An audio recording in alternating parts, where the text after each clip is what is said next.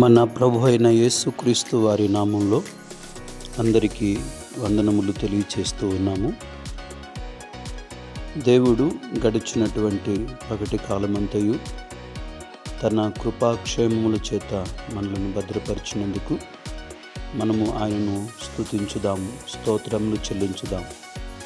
దేవుని వాక్యాన్ని చదువుకున్నాము. సామెతల గ్రంథము 19వ అధ్యాయము 23వ వచనం.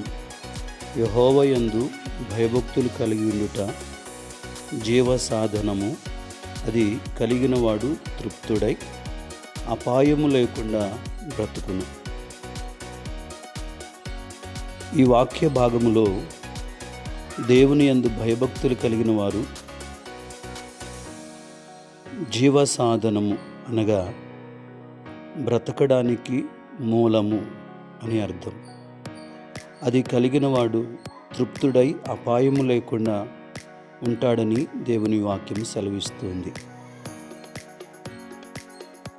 దేవుని వాక్యాన్ని మనము కలిగినప్పుడు, భయభక్తులు కలిగి జీవించినప్పుడు, మనము బ్రతకడానికి మూలమై ఉన్న ఆయన వాక్యము ద్వారా మనము తృప్తి కలిగి, సంతోషము కలిగిన దానిలో దేవునికి సంతోషంతో దేవునికి కృతజ్ఞతాస్తుతులు చెల్లిస్తాం.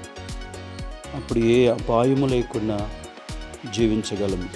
దేవుడు మన వినికిడిలో వాక్యమును దీవించునుగాక. ఆమె ప్రార్థన చేసుకుందాం. పరిశుద్ధుడైన తండ్రి, మీకు వందనములు, స్తోత్రములు చెల్లించుచు ఉన్నాము నాయన.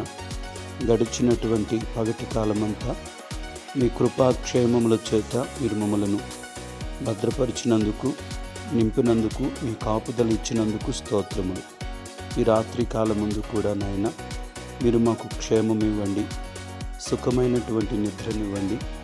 ఉదయకాలమే చురుకుగా లేచి నిన్ను స్తుతించి నీతో కూడా దినమును ప్రారంభించుటకు సహాయము చేయమని కృపగల మీ హస్తాలకు మమ్మల్ని మేము అప్పగించుకుంటూ మా ప్రభువును రక్షకుడినైన యేసుక్రీస్తు వారి నామంలో ప్రార్థన చేస్తూ ఉన్నాము తండ్రి.